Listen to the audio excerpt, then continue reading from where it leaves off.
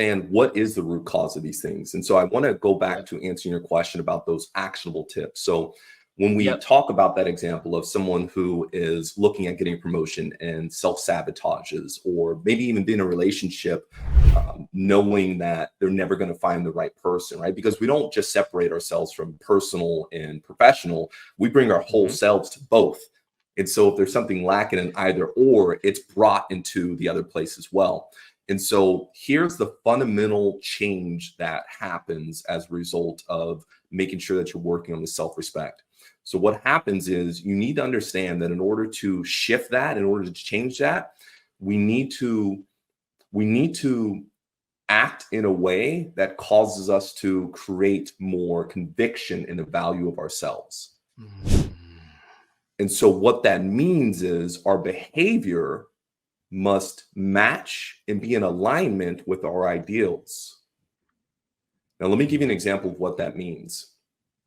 A quick test for you to kind of see what this looks like. And this is going to hurt a lot of people. And I got love for you, okay? I got love for you. Let's get it, man. Ask yourself on a scale of 1 to 10, how much in alignment you are with your morals.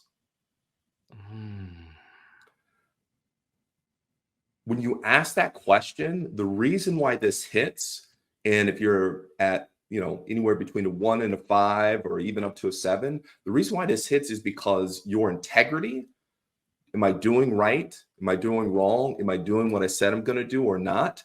That is one of those low-hanging indicators for whether we're acting in conviction with the value of ourselves. Because when we're acting in high conviction with the value of ourselves, we're doing that thing, which is in integrity with the things that we want in the ways that we want to behave.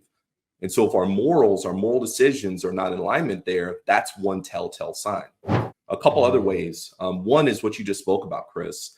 It's becoming aware of our self-talk. I always talk with my clients about the 3 A's of all change. And that is awareness, acknowledgement, and action. Let me break those down. Awareness is being aware that there is something wrong, or that there is an issue, or that there is an ability to change. If you don't have awareness, you can never take action to make that change. All change starts with awareness. Then second is we need to acknowledge that there's the ability to change, because the alcoholic who is aware that they're an alcoholic, but they don't acknowledge that they have a problem, will never change. So we must acknowledge that there is an issue. Then and only then can we take action. These are the 3 A's, my 3 A's framework for change. So with that, with self-talk, become aware of that self-talk, become aware of that inner critic, acknowledge that it exists, and then change the way in which you speak. Give yourself more grace. Also, by the way, ironically, when you give more grace to others, you'll give more grace to yourself. It's funny how that works. When we change the way we behave on the outside, we do the same within. And the last way that you can do this, a last quick example, practical tip, is doing hard things and also being aware and acknowledging your wins. So a quick example of this, Chris, is when I work with clients, I'll work with them over the period of 90 days. We'll identify what their goals are, and then we'll incrementally work towards those goals.